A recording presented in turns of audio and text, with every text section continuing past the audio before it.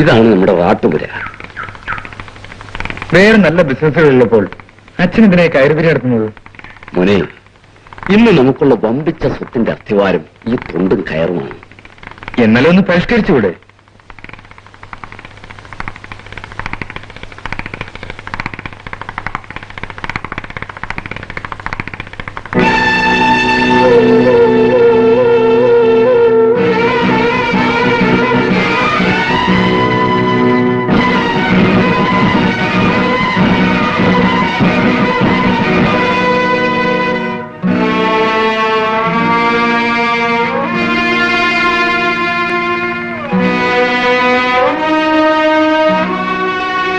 രമേശ്,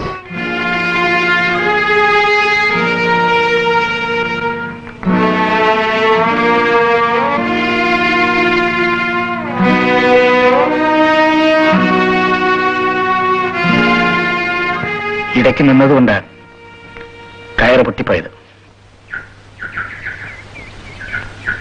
അതാണ് നമ്മൾ പുതുതായി വാങ്ങിയ സ്ഥലം. അവിടെ എന്റെ പുതിയ മെഷീൻ ഇട്ടിട്ടുണ്ട്. 57 പേര്.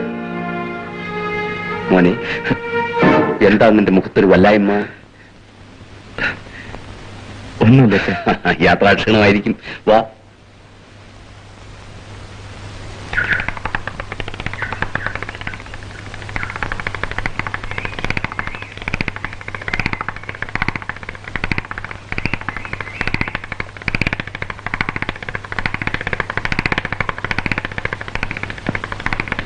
വാസു, വൈകുന്നേരം വീട് വരുന്നു വരണം. എനിക്കൊരു കാര്യം പറയാനുണ്ട്. ശരി മലയാളി.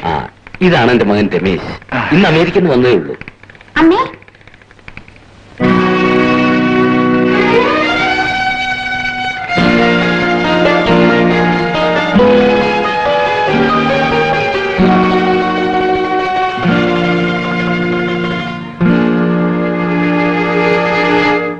വളരെ പ്രധാനപ്പെട്ട ഒരു കാര്യം പറയാനാണ് ഞാൻ വാസുവിനോട് വരാൻ പറഞ്ഞത്.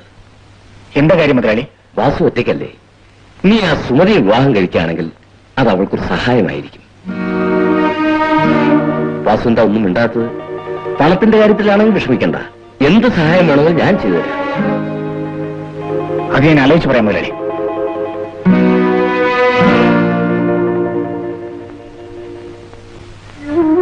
രമേശ് പൊയ്ക്കോളൂ. ബിന്ദു രമേശിന്റെ കുഞ്ഞു തന്നെയാണ്. പക്ഷേ നിങ്ങൾ അവളെ കാണണ്ട. ഞാൻ ചെയ്ത് തെറ്റാണെന്ന് എനിക്കറിയാം. എന്നോട് ക്ഷമിക്കൂ സ്മൃതി.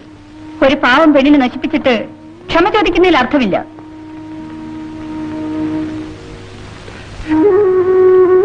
വേദനിക്കുന്ന ഒരു മനുഷ്യനാണ് ഞാനെന്ന് എന്നോട് അല്പമെങ്കിലും സഹതാപം കാണിച്ചുകൂടെ? രമേശ് സഹതാപം അർഹിക്കുന്നില്ല. അന്ന് നിങ്ങളുടെ വാക്കുകൾക്ക് എന്ത് മധുരമായിരുന്നു. ചെയ്തതോ നിങ്ങൾക്ക് പിശാചിന്റെ മനസ്സാണ്. സുമതിയുടെ വാക്കുകൾ കുത്തിക്കയറുന്ന എന്റെ ഹൃദയത്തെയാണ്. രമേശിന് ഹൃദയമുണ്ടോ? സുമതി എന്ത് പറഞ്ഞാലും കേൾക്കാൻ ഞാൻ ബാധ്യസ്ഥനാണ്. തെറ്റെന്റേതാണല്ലോ. പക്ഷെ ഇനിയെങ്കിലും സുമതിയും കുഞ്ഞിനെ രക്ഷിക്കാൻ എന്നെ അനുവദിക്കൂ. സ്വന്തം രക്തത്തിൽ ജനിച്ച കുഞ്ഞിനെ കാണണമെന്ന് 7 കൊല്ലം വരെ തോന്നിയില്ലല്ലോ. സുമതി പ്ലീസ്. കോളേജിൽ പഠിച്ച് ഞാനിന്ന് ജീവിക്കാൻ കയറി വിരിക്കുന്നു. ഓർമ്മ വെച്ച കാലം മുതൽ അച്ഛൻ എവിടെയെന്ന് ചോദിച്ച ബിന്ദുവിനെ നോക്കി ഞാൻ പൊട്ടിക്കരയാറുണ്ട്. രമേശിനറിയാമോ, ഞങ്ങൾ എങ്ങനെയെങ്കിലും ജീവിച്ചോളാം.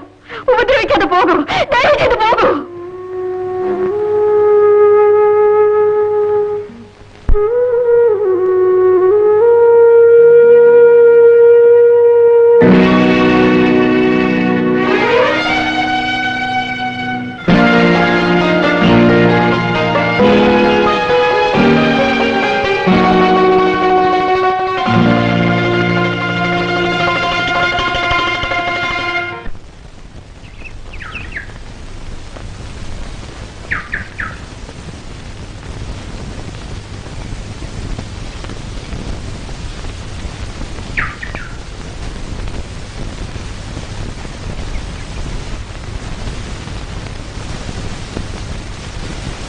മുതലാളി എന്തിനാ വിളിപ്പിച്ചത്?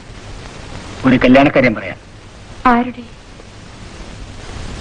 നിന്റെ. എന്റെയോ? അതെ. ആരുമായിട്ട്?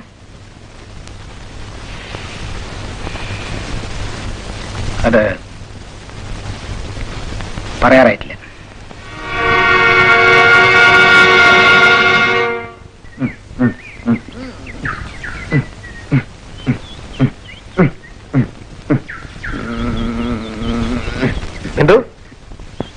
മോളി വന്നേ.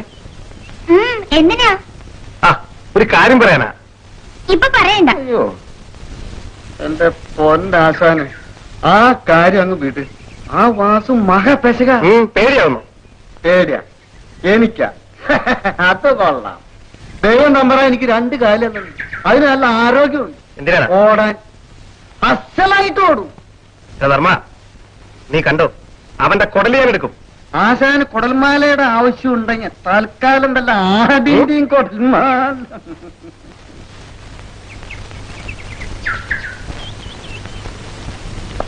ഇന്ന മോള് ചോക്ലേറ്റ്.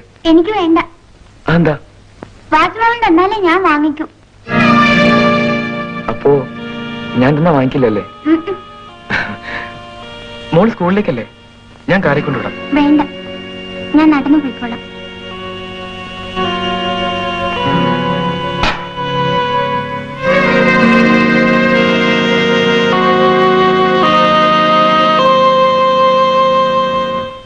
എന്നാലും എന്നോട് ഇത്ര ക്രൂരത കാണിക്കരുത് സുമതി. ഞാൻ കൊടുത്ത ചോക്ലേറ്റ് പോലും ബിന്ദു വാങ്ങിയില്ല. അവള് ചോക്ലേറ്റ് നിന്നല്ല വളർന്നത്, കഞ്ഞി കുടിച്ചാണ്. ചോക്ലേറ്റ് നിങ്ങളെപ്പോലെ പണക്കാർക്കുള്ളതാണ്. അപ്പോ വാസു പാവപ്പെട്ടാനായിരിക്കും. അതെ. ആരാണ് അയാൾ? അറിയില്ല, പക്ഷേ ഇവിടെയാണ് താമസം. സുമതിയുമായുള്ള ബന്ധം പറയാറായിട്ടില്ല.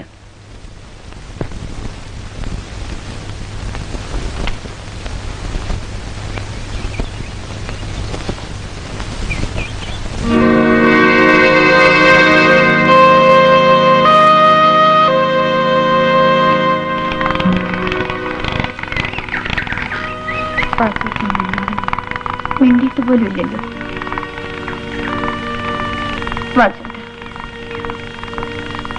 എന്നോട് പിണക്കമാണ്. പിണങ്ങാനും ഞാനാരാ? വാസേട്ടാ, ജോലി ഇല്ലെങ്കിൽ വൈകുന്നേരം മേസ്ത്രി വാക്ക് പറയും.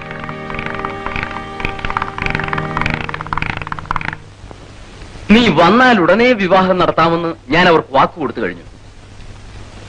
നിന്റെ മൗനം എനിക്ക് മനസ്സിലാകുന്നില്ല. കഴിഞ്ഞ 5 വർഷമായി തുളസി നിനക്ക് വേണ്ടി കാത്തിരിക്കുകയാണ്. കാത്തിരിക്കാൻ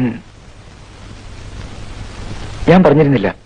എന്ത് പറഞ്ഞിരുന്നില്ലെന്നോ? എന്ന് വെച്ചാൽ രമേശ്, നിനക്ക് വേണ്ടി ചെയ്യാവുന്നിടത്തോളം ത്യാഗം ചെയ്തവനാണ് ഞാൻ. അച്ഛൻ പറഞ്ഞ സത്യമാണ്. അച്ഛൻ്റെ എല്ലാമാണ്. ഞാൻ കൊടുത്ത വാക്ക് പാലിക്കേണ്ടത് നീയാണ്.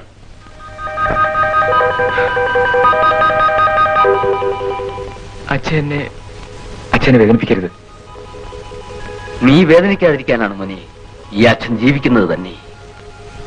എനിക്കൊന്നേ അറിയണ്ടു, നീ തുളസി വിവാഹം കഴിക്കുമോ ഇല്ലയോ?